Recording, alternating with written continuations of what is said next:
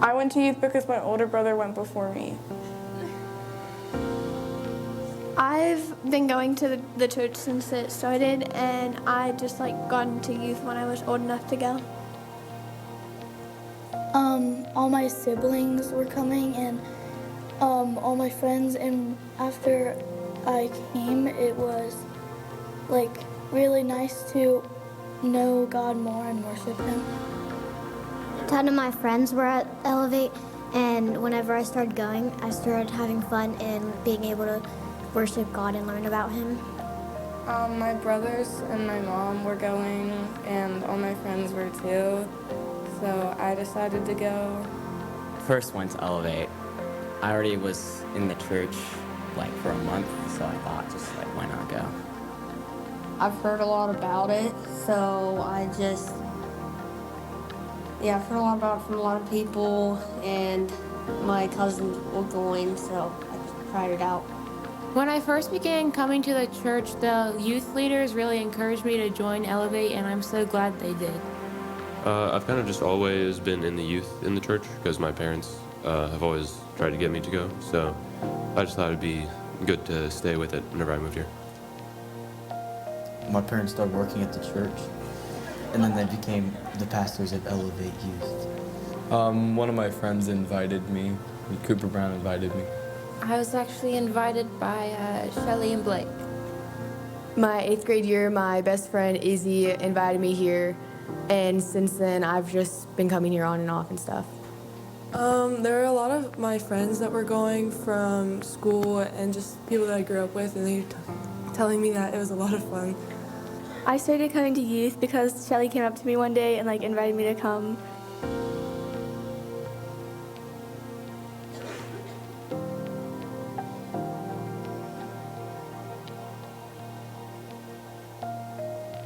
There's so many people around me that love me and support me, and it's really helped me grow in my confidence as a worship leader.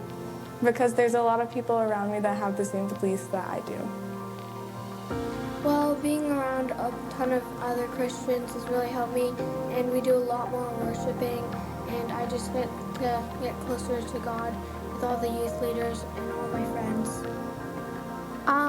I feel like going to snow camp and Love is Red, where we are right now, they've helped me to make a lot of breakthroughs through all my problems, you know what I mean?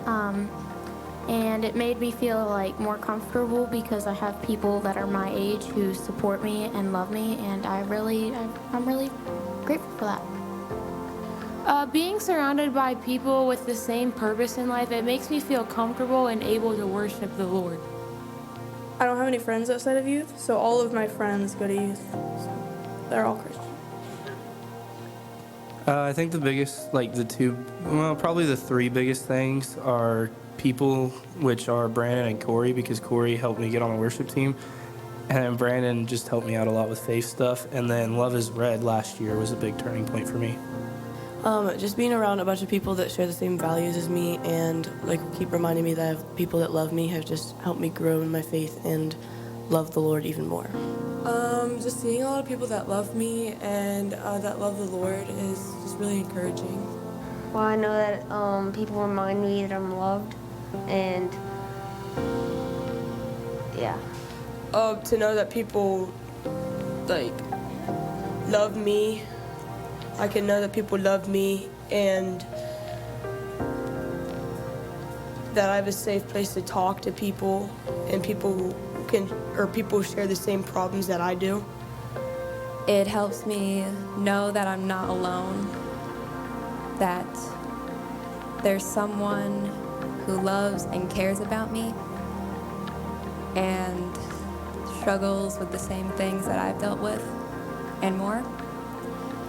And it helps me to reach out to people and help them. We have really good youth leaders. It's helped me learn to know that I'm not alone, and the youth leaders have also helped me a lot as well. It's helped me know that I have a community that come alongside me and strengthen me in my times of weakness and struggle. Just a great community of people, coming together, just knowing that there's more than just me who believes in Christ.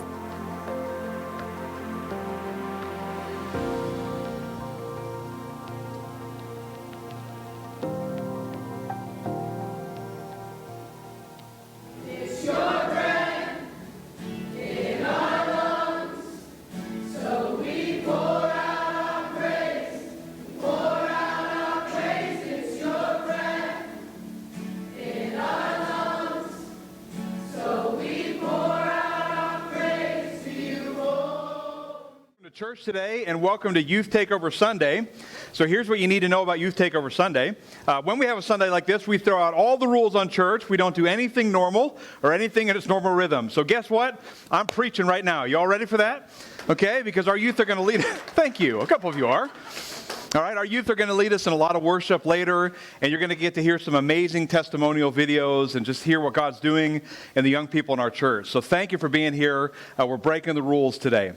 Well, guys, welcome to week number 3 of this series that we're calling We Are Local. And we are going through the core values of our church. And one of those values that I want to share with you today is this, then, that we give until it hurts. Have you ever given until it hurts? Have you ever been so generous toward God or so generous toward another person, which is ultimately an act of worship to God to do that you feel the magnitude of your giving? I want to tell you one time that it happened for Jana and me. Back when we were first married, so we're going way back, pre-kids here, we were trying to be obedient to God, and we felt like the Lord was calling us as a young married couple to be super generous with what we had. Okay, so we decided that we were going to give well above and beyond what the normal tithe would be, and just try to be as generous as we could to people. And so we broke our giving down into 3 categories. We had this one category that was meant to go to our local church, and another category of giving that was supposed to go to missionaries or people in any kind of missions work, and a third category that was just for people who we saw that had a need. And we wanted to be generous in all 3 zones as an act of obedience to God. And so we were in college ministry at that time, and we had a whole bunch of students out at a restaurant one night, hanging out with a bunch of students, and while we're sitting in there, we hear a kaboom, and we look out we run to see what it was, because clearly something had gotten smashed, and here it was my vehicle getting plowed by a car that had been ripping through the parking lot. And the driver of that car, I don't know if they were on something or they didn't want to get caught or what it was, but they squealed their tires, hightailed it out of there, and so I was the victim of a hit and run. And all of a sudden I had all this damage on my car, and there was nothing I could do about it. And so initially, I was really angry, upset about that, and kind of a God, why would you allow this to happen kind of thing. But God ended up turning it for good, because we had to take the car into a mechanic, and we met this mechanic. And this guy was, we'll just put it this way, he was a little rough around the edges, okay? You ever been to a mechanic who's a little rough around the edges? This particular individual had learned how to make an F word fit in every part of human language, right? I mean, he could make it a verb, a pronoun, an adverb. It's amazing how many places you can place that word in a sentence, and he figured out how to do it, and we took our car into him, but he was the best mechanic in town, and we knew that. And so we dropped our car off, and I went home and I talked to Jana, and we were trying to figure out where to be generous. And we said, what if we're generous to this guy? What if we just take whatever bill it is he's going to give us and just double the bill, just as an act of generosity to him, and maybe use it as an opportunity to tell him that God loves him. So we go in to pick up our car, a few days later, he's got the body work done on this thing, and he tells us that the bill is $400, and in that moment, Jana and I had an opportunity to actually give over and above and beyond, actually to give to the point where it hurt a little bit, where it stung a little bit, and we doubled that $400 bill and made it $800 to give him. And all of a sudden, what happened in that moment is that guy was taken aback, and out of nowhere, I just found myself standing in the lobby of his garage, suddenly having a conversation about God. Because all of a sudden, he wanted to open up, and he wanted to tell me his spiritual story, and he wanted to tell me about his upbringing. He was, I believe, in the Jehovah's Witnesses at one point in his life, and he just, all of a sudden, he begins telling me his story. And I didn't get to lead him to Christ that day, but the act of generosity of giving until it hurts opened a spiritual door for that gentleman. That's what happens when we learn to give above and beyond. Have you ever given until it hurts? I think what happens sometimes with our giving is that we really do have a desire to be generous people, because if you get the Holy Spirit inside of you, God is going to stir you to generosity. You cannot avoid it. He's going to stir you to generosity. But there's a level where if you give below that level, you don't necessarily feel the giving. And then there's a level where if you give at or above it, you kind of feel it. It maybe stings a little bit because it's a sacrifice of something else you might do with that money. And that's the level where we really begin to break through as givers. And the level is different for everybody. So maybe you're at a stage of your life or a stage in your career where right now, $100, if you were to give $100 to God in any way, whether it's through our church or to a missionary or generosity to another person, maybe you would really feel that 100. And so maybe your giving level tends to stay below that, $50, $75. Maybe you've reached a place in your life where you don't feel giving until you've given $1,000 away. And so your giving maybe tends to stay in the $500 to $750 range because it's at $1,000 that all of a sudden you feel it. And all of us have a different place where we start to feel the giving. But I'm telling you, when you learn to give until it hurts, not only will it revolutionize and change your own life, it will change the lives of other people. And God will use you to move the kingdom of heaven forward through your generosity. So guys, this is the third week of this series that we've been going through called We Are Local. And what we're doing in this series, if I could take you back to the beginning, we are taking you through all of our core values in this 4-part series. Now, we told you in week number 1 that the reason we're doing that, if you remember, we kicked off the series by giving a big update on the Dream Big Capital campaign. And we are entering into our 3rd year of this campaign.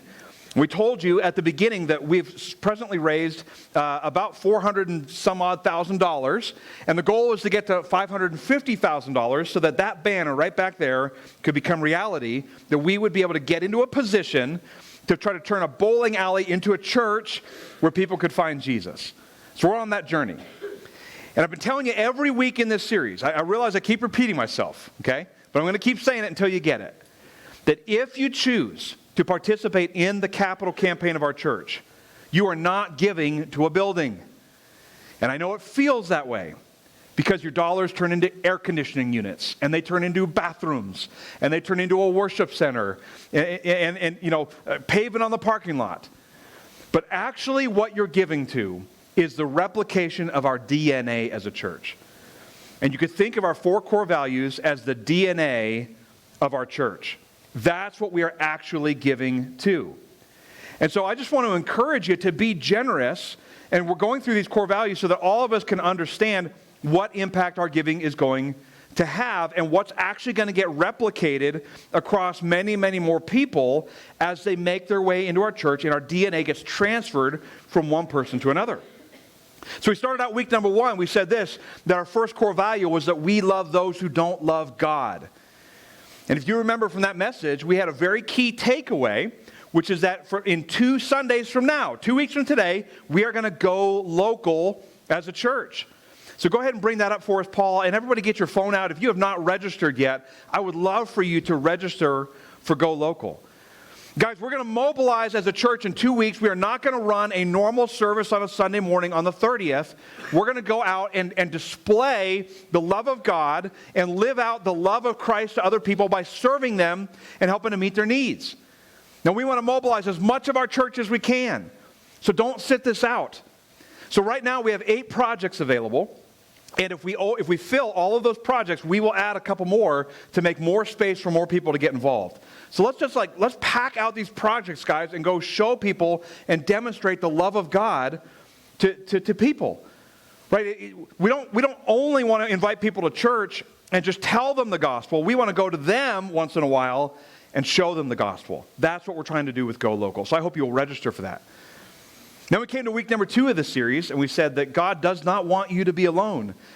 We have this value that we do life together. And you are absolutely intended by God to be in community with other people.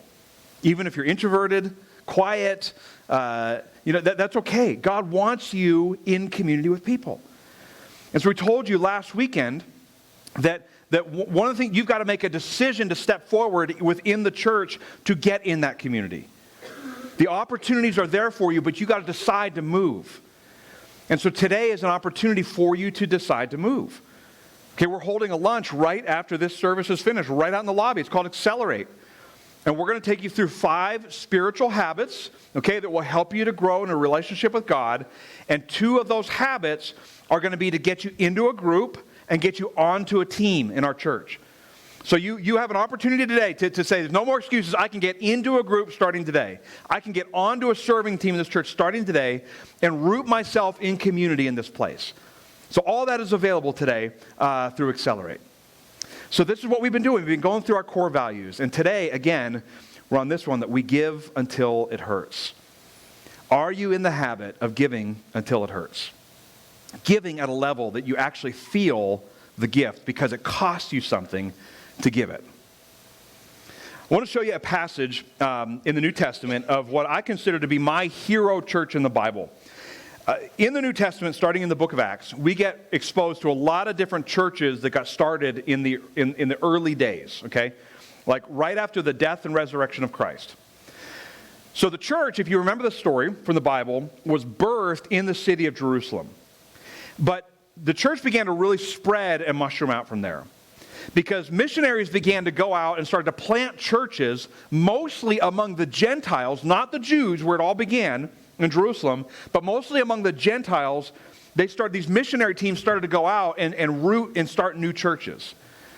And so what we have in the New Testament is letters written by the Apostle Paul and the Apostle Peter and the Apostle John that are writing back to these churches that have been started in all these different places.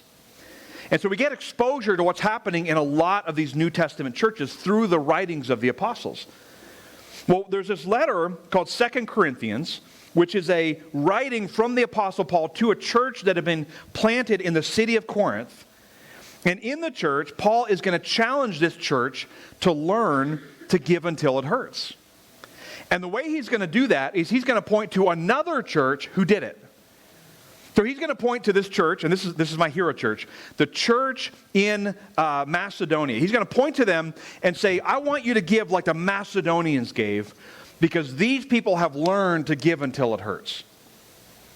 So what he's doing here is he's raising money because he wants to help the church in Jerusalem. So again, the Jerusalem church is the very first church. It's where everything began in Christianity. And if you had been a Christian in Jerusalem, shortly after the death and resurrection of Christ, you had it hard as a Christian. Because in Jerusalem, you had this major force of oppression from the Jewish leadership that was against you. They had persecution against you. They would try to arrest you. They might try to seize your property. They might try to get you fired from your job so you can't work and earn an income. So the church in Jerusalem, they had it hard. And they're up against all this oppression. They're losing all this money, and they were deeply impoverished. And so Paul, what he's doing now, he's going to all these other churches that got planted in Gentile territory, which is amazing because the Gentiles and the Jews don't get along. And he's asking the Gentiles to give generously to the Jewish Christians in Jerusalem. So that's the context. So here he is. He's writing to this well-to-do church in Corinth, a church that has a lot of resources, pretty decent amount of money. And he's going to ask them to give, and he's going to reference the Macedonians in his ask. Okay, here's how it goes. 2 Corinthians chapter 8 says this, "And now, brothers and sisters, we want you to know about the grace that God has given the Macedonian churches. In the midst of a very severe trial, their overflowing joy and their extreme poverty welled up in rich generosity. For I testify that they gave as much as they were able, and even beyond their ability, and entirely on their own. They urgently pleaded with us for the privilege of sharing in this service of the Lord's people. And they exceeded our expectations. They gave themselves first to the Lord, and then by the will of God, also to us." Now that is a church that figured out how to give until it hurts. The Apostle Paul said that the church in Macedonia was, in his words, extreme poverty, just like the church in Jerusalem. And he's writing to this well-to-do church in Corinth. And he's saying out of their extreme poverty, they gave, and they didn't just give, he said they gave beyond their ability. That's a church who's giving until it hurts. They gave so generously that they felt the giving because it cost them something else they could do with those resources. They didn't give below that feeling line, they gave above that feeling line. And here's what's amazing. He said they urgently pleaded with us to have the joy of giving. You know, I've been pastoring 8 years. I have never had a person plead with me with the ability to give. Never, right? Pastor, can you please tell me I want to give and show me how to do it? Never had that experience, right? But here you have the Macedonian church who is so eager to give. They are pleading with the Apostle Paul for the opportunity to do so. Wow. I'm telling you, when you start to give on that level, and I'm not just talking about giving here to local church. That's one part of your generosity. When you start to give to missionaries on that level, and your neighbors on that level, and people you see in need on that level, I'm telling you, God starts to use your giving to change lives. He does.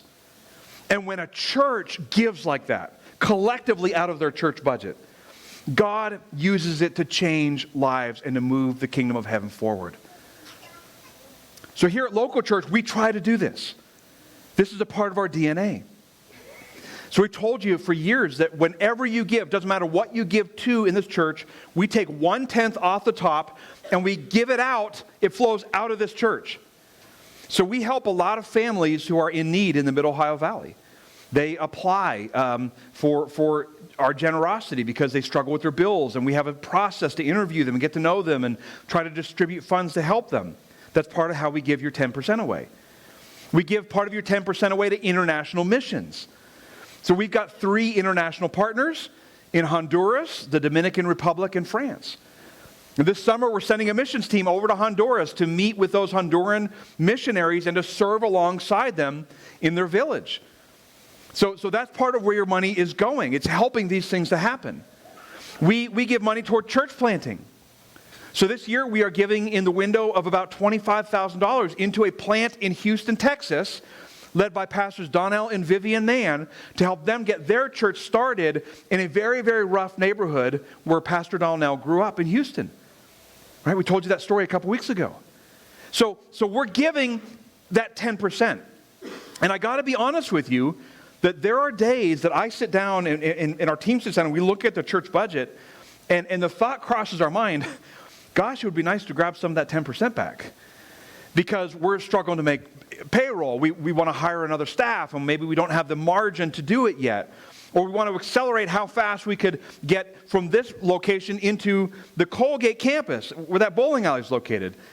And you look at the church budget, and you go, man, this year there's going to be somewhere between $60,000 and $75,000. It's going to, probably $75,000 that's going to flow out of the church. Boy, it'd be nice to recover some of that.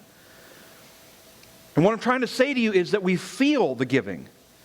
It crosses above the feeling line. But that's okay, because God is using it for His glory and for His good. And when you learn to start doing this in your personal world, it starts changing lives. So guys, we're going to go into our offering moment now. We're going to in just a moment, I want to invite all the ushers forward. And we're going to take an offering, and we're going to have an opportunity to give back to Christ and His kingdom and to thank Him for what He's done for us. But as we go into our giving moment, I want to remind you of something. That the giving you're going to do today, it's not just going to affect our church budget. It's not just going to affect that 10% that flows out toward missions and ministry outside the church.